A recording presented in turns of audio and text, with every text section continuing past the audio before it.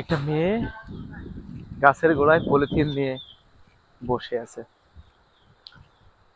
বাতাস হচ্ছে কখন একটা আম পড়বে। দেখেন তো এই চিত্রটা কেমন লাগছে। তুমি কি পলিথিন নিয়ে বসে আছো আম খাওয়ার উদ্দেশ্যে? হ্যাঁ, তুমি আম নিবা আমার কাছ থেকে? নেও, তুমি একটা আম রাখো। হ্যাঁ, খাও, এটা খাও, এটা মিষ্টি আছে, ধরো। নিবা না? তুমি কথা বলতে পারো না? হ্যাঁ, আম কি একটা পাইছো? এটা না, ওটা ফেলে দাও।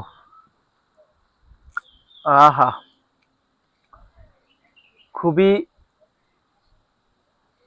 সুন্দর লাগছে। ঝড়ের দিনে মাম বাড়ি আম কুড়াইতে সুখ। প্রচুর ঝড় হচ্ছে, ও পলিথিন নিয়ে গাছের গোড়ায় বসে আছে একটা আমের আশায়। আমার পড়ে না, কথা বলতে পারে না মনে হয়। অনেক কিছু বলার চেষ্টা করলাম, আম দেওয়ার চেষ্টা করলাম, সে নিল না। যাই আর কি।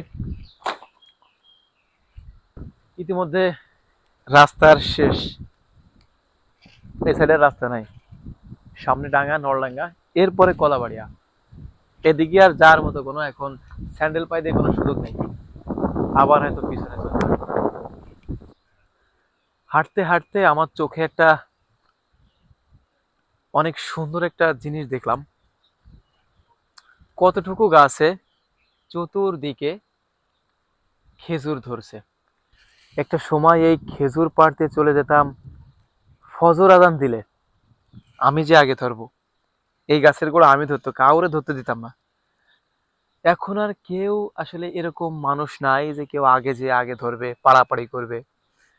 এখন এরকম পথের পাশে দেখেন, রাস্তার পাশে খেজুর ধরছে।